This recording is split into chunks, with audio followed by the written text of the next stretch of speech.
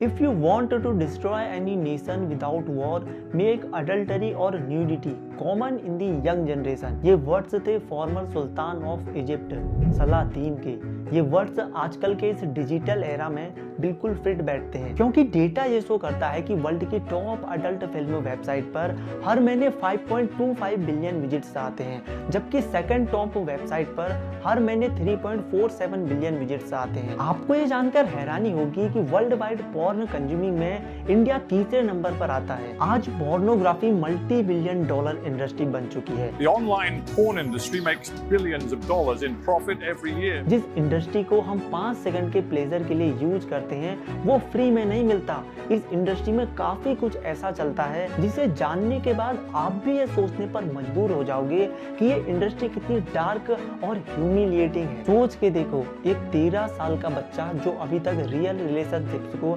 समझने के लायक भी नहीं है, वो हर हफ्ते 10 घंटे पॉर्न कंज्यूम कर रहा है और उसके पेरेंट्स को इस बात की खबर तक नहीं है। आइए आज के इस वीडियो में गहराई से जानते हैं कि चंद मिनटों का जो कंटेंट हम देखते हैं उसके पीछे क्या चल रहा है और इस कंटेंट को देखने के बाद यंग माइंड्स पर क्या असर पड़ रहा है।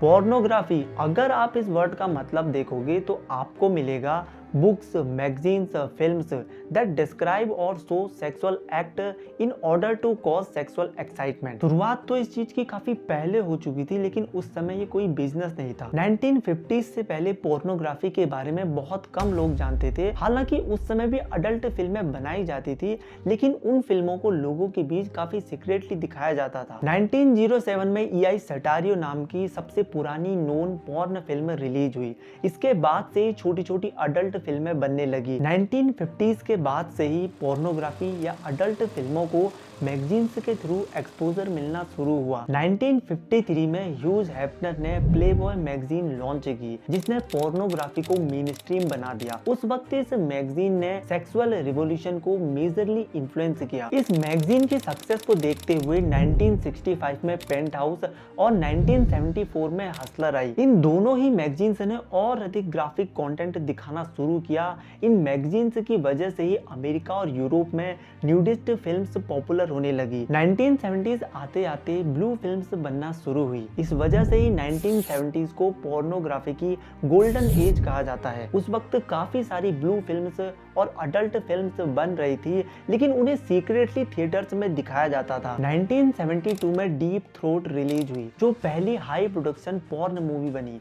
ये फिल्म उस वक्त काफी कंट्रोवर्शियल रही, क्योंकि ये मेन स्ट्रीम मीडिया तक पहुंच चुकी थी। यही फिल्म पोर्नोग्राफी को एक अलग लेवल पर लेके गई। इसी फिल्म ने गोल्डन एज ऑफ पॉर्न को शुरू करने में एक बड़ा रोल प्ले किया। कंट्रोवर्सी और मेन स्ट्रीम मीडिया में पहुंचने की वजह से ये फिल्म इतनी पॉपुलर हुई कि $25,000 में बनी इस फिल्म ने $600 मिलियन की कमाई की। इसी साल बिहाइंड द ग्रीन डोर और 1978 में डेविड डस डेलास जैसी फिल्में भी आई। इन्हीं फिल्मों की वजह से अमेरिका और यूरोप में अडल्ट थिएटर्स का चलन काफी बढ़ गया। 1980s में घर घर में पॉर्न की एंट्री होना शुरू हुआ। उस समय VHS यानी वीडियो होम सिस्टम के कारण अब लोग घर पर ही एक कमरे पर बैठकर पॉर्न देख सकते थे। प्लेबॉय और पेंटहाउस जैसी मैगजीन्स ने भी अब वीडियो प्रोडक्शन में अपना कदम रख दिया था। अब जन्म हुआ डिजिटल पॉर्न का। 1990s में CDs, DVDs और इंटरनेट ने पॉर्न को बदला। उस वक्त जब लोगों को इस तरह की चीजें देखनी होती थी तो लोग CDs और DVDs ही खरीदा करते थे। 1991 में world wide web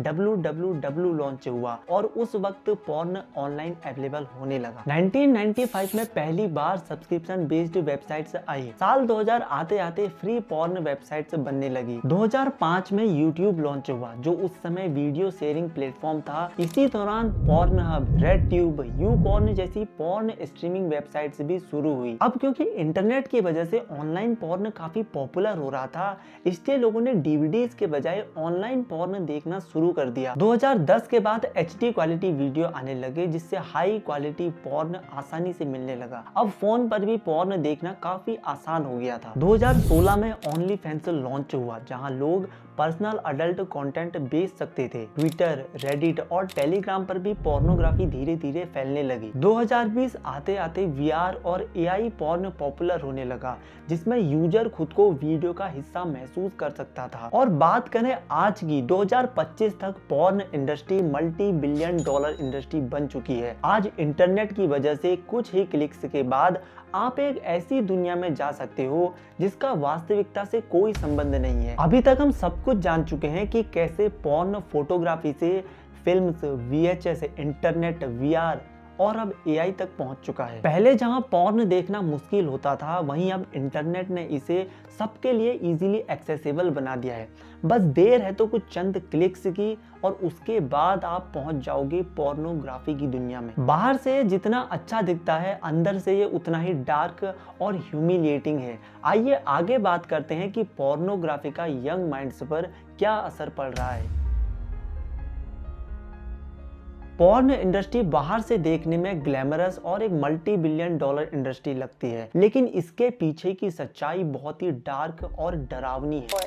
And porn, they're really extreme acts were what was popular, and that's why being the #1 performer in the industry at the time, everyone wanted to make money off me, so they pushed me to do these things. And it just gets really extreme, like you were saying, abusive. I don't want to go into too much detail. Like honestly, some of my experiences are really humiliating for me, and I wish that they never happened. There's stuff going on, like people getting pissed on.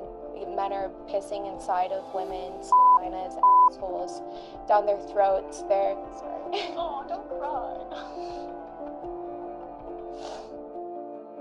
इसमें mental abuse, human trafficking, जबरदस्ती, drug addiction और psychological damage जैसी चीजें शामिल हैं। Lost my whole family and it sucks. So a lot of times when people ask me if they should do porn, I tell them no. I tell them that it makes life really hard. It makes dating really hard. It makes your family life really hard. It makes intimacy hard. You're putting yourself out there and the world is now judging you. You have to be okay with being shamed every day of your life. I don't even want to have children because I do porn, because I'm worried of the way that people will treat my child. With me personally, एक एक करके समझते हैं कि इस industry में क्या क्या होता है। ह्यूमन ट्रैफिकिंग और जबरदस्ती अडल्ट इंडस्ट्री में धकेलना। बहुत सी औरतें और यहाँ तक कि नाबालिग लड़कियां भी इस इंडस्ट्री में धोखे के साथ लाई जाती हैं। That's not how it was. It wasn't just, hey, do you want to come do porn? It was more so, oh, you're beautiful. Like, would you like to do some modeling? Oh, you have a great body. Like, I think you'd be great in nude modeling. Things like that. And after I came in toward the studio, it was very respectable. It was a gorgeous location. It was in Miami, in Doral, Florida. It was clean. Everyone who worked there was nice. All of their cubicles were decorated with family photos. Like, it was nothing dodgy or that made me uncomfortable. कई cases में fake modelling agencies का use करके लड़कियों को लालच देकर फंसाया जाता है। इवन कई बार उन्हें ड्रग देकर, धमकाकर या फिजिकली अब्यूज करके जबरदस्ती काम करवाया जाता है। They promised me fame, fortune, attention. They promised me I would be the next biggest, hottest porn star. And they promised me that I would be kept safe. That porn people are the cleanest people in the world. And that if we get our tests every 30 days for HIV, then I'll be kept safe.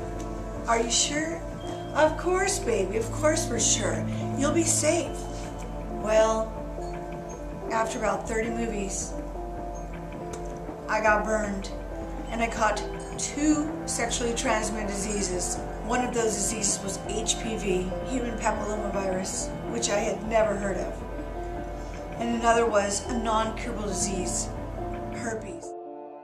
UN की report के मुताबिक pornography human trafficking से जुड़े crimes में शामिल है। Example के लिए कॉर्नहब जैसी कंपनीज पर आरोप लगा कि उन्होंने बिना परमिशन के अपलोड की गई वीडियोस को डिलीट नहीं किया। 2020 में वीजा और मास्टर कार्ड ने कॉर्नहब की पेमेंट प्रोसेसिंग बंद कर दी क्योंकि उनके प्लेटफॉर्म्स पर माइनर्स और ट्रैफिकिंग विक्टिम्स के वीडियोस मिले। Drug and mental abuse. Porn industry में काम करने वाले कई एक्टर्स ड्रग एडिक्शन एडिक्शन से जूझते हैं।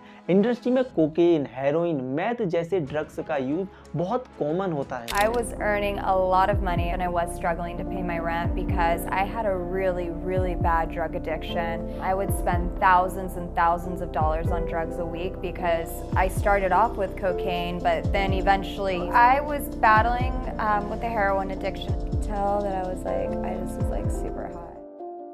बहुत से एक्टर्स मेंटल प्रेशर के कारण डिप्रेशन, एंजाइटी और थॉट्स से गुजरते हैं। So I was also battling with severe thoughts. Example के लिए ऑगस्ट एम्स एक फेमस कैनेडियन पॉर्न स्टार ने 2017 में कर ली क्योंकि एक्ट्रेस को कोई भी मेंटल सपोर्ट नहीं दिया जाता था। इवन इंडस्ट्री में ड्रग ओवरडोज इतना ज्यादा किया जाता है कि इसी की वजह से 2016 में एम्बर रेन और 2021 में डकोटा स्काई नाम की पॉर्न एक्ट्रेस ड्रग ओवरडोज की वजह से मर चुकी है। Minor abuse and illegal content porn sites पर चाइल्ड और बिना परमिशन के रिकॉर्ड किए गए वीडियोस भी अपलोड किए जाते हैं। कई बार अडल्ट वेबसाइट्स पर गैंग और वायलेंस से जुड़े वीडियोस भी पाए गए हैं। 2019 में FBI ने कई चाइल्ड रिंग्स को पकड़ा जिनके वीडियोस ऑनलाइन साइट्स पर अपलोड किए जा रहे थे। माइंड गीक, जिसके अंडर ब्रेजर्स, कॉर्नहब, YouPorn और रेडट्यूब जैसी सभी अडल्ट वेबसाइट्स आती हैं जिनके ऊपर ये एलिगेशंस लगे कि उन्होंने बिना चेक किए अपने प्लेटफॉर्म पर माइनर्स के वीडियो होस्ट किए। अब यहाँ पर एक कॉमन सा क्वेश्चन ये आता है कि जब ये इंडस्ट्री इतनी डार्क, ह्यूमिलिएटिंग और ड्रग ओवरडोज से भरी हुई है तो क्यों हर साल इतने सारे एक्टर्स और एक्ट्रेस इस इंडस्ट्री का हिस्सा बनते हैं? इसका रीजन है इंडस्ट्री की ग्रोथ और मोनेटाइजेशन। बहुत ही कम समय में मॉडल्स को बहुत ही ज्यादा फाइनेंशियल सपोर्ट मिलता है, जबकि सब एक्टर्स यहाँ अपनी मर्जी से नहीं आते बल्कि उन्हें फोर्सफुली इंडस्ट्री में इंटर कराया जाता है। इंडस्ट्री के बड़े नेम्स को देखकर लोगों को ये लगता है कि ये शॉर्टकट है लग्जरी लाइफस्टाइल तक पहुंचने का।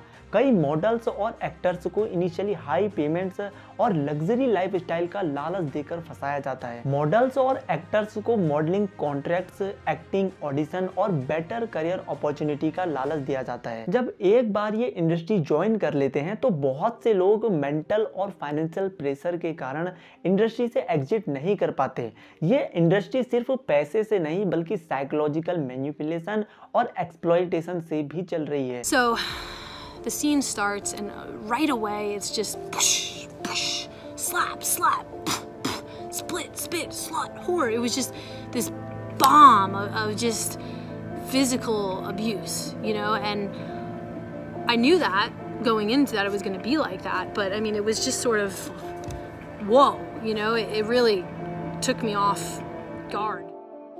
आइए अब बात करते हैं ये 5 सेकंड का प्लेजर यंग माइंड्स को कैसे बर्बाद कर रहा है। आज के इस डिजिटल युग में पोर्नोग्राफी का इजी एक्सेस होने की वजह से यंग माइंड्स पर इसका बहुत ही गहरा असर पड़ रहा है। स्टडीज और रिपोर्ट्स ये प्रूव करती हैं कि एक्सेसिव पोर्न कंजप्शन ब्रेन की फंक्शनिंग, बिहेवियर और स्ट्रक्चर को चेंज कर रहा है। चलिए इसे रिसर्च और साइंटिफिक बेस्ड तरीके से समझते हैं। पोर्न देखने पर माइंड डोपामिन रिलीज करता है जो प्लेजर और रिवॉर्ड सिस्टम से जुड़ा होता है, लेकिन ज्यादा पोर्न देखना एक एडिक्शन बन सकता है जो हमारे दिमाग के नेचुरल रिवॉर्ड सिस्टम को डिसरप्ट करता है। कैम्ब्रिज यूनिवर्सिटी की एक रिपोर्ट ये बताती है कि पोर्न एडिक्ट का ब्रेन स्ट्रक्चर वैसे ही चेंज होता है जैसे एक ड्रग एडिक्ट का होता है और इसका माइंड पर इतना बुरा असर पड़ता है जिसकी वजह से लो मोटिवेशन, कंसंट्रेशन इश्यूज और मेंटल फटीग होता है। डिसीजन मेकिंग की एबिलिटी कम हो जाती है। बेसिकली ज्यादा पोर्न देखने से प्रीफ्रंटल कॉर्टेक्स पर सबसे बुरा असर पड़ता है। ये दिमाग का वो हिस्सा है जो रेशनल थिंकिंग, सेल्फ कंट्रोल और डिसीजन मेकिंग के लिए रिस्पॉन्सिबल होता है। एक रिसर्च के अकॉर्डिंग जो लोग एक्सेसिव पोर्न कंज्यूम करते हैं उनका इंपल्स कंट्रोल काफी वीक होता है जिसकी वजह से उन्हें एकेडमिक करियर और रिलेशनशिप्स में काफी प्रॉब्लम्स फेस करनी पड़ती हैं। पोर्न देखना हमारे माइंड को इस हद तक इफेक्ट करता है कि पोर्नोग्राफी देखने वाले लोग रियल वर्ल्ड रिलेशनशिप्स को अनरियलिस्टिक एक्सपेक्टेशंस के साथ देखने लगते हैं। उन्हें लगता है कि रियल वर्ल्ड रिलेशनशिप्स में भी ऐसा ही कुछ होता है, बट ऐसा नहीं है।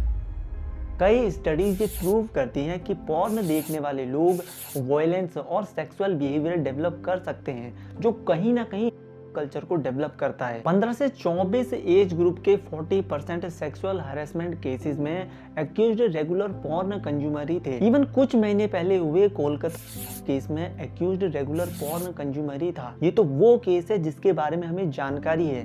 न जाने देश में ऐसे कितने केस होते होंगे जिनके बारे में किसी को कुछ नहीं पता। 13 से 17 साल के टीनेजर्स हर वीक एटलीस्ट एक बार पॉर्न देखते हैं। 27% टीनेजर्स ऐसे हैं जो हर रोज पॉर्न कंज्यूम कर रहे हैं। 73% पेरेंट्स को ये पता भी नहीं होता कि उनके बच्चे पॉर्न देख रहे हैं। ये एडिक्शन यंगस्टर्स को इस तरह खोखला कर रही है कि पॉर्न एडिक्शन से सफर कर रहे 60% मेल्स ने एक्सेप्ट किया है कि वो अपनी लाइफ में फोकस लूज कर रहे हैं। इवन 42% ने ये भी कहा है कि उनकी पर्सनल रिलेशनशिप डिस्टर्ब हो रही है। अब देखो इस एडिक्शन का यंग मेंटल हेल्थ पर कितना बुरा असर पड़ रहा होगा।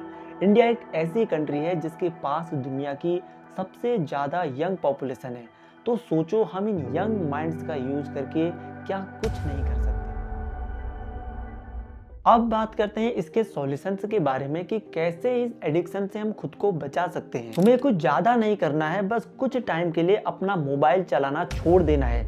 वो सारी डिजिटल स्क्रीन तुम्हारे आसपास नहीं होनी चाहिए जो तुम्हें दोबारा उस एडिक्शन में वापस भेज सकती हैं।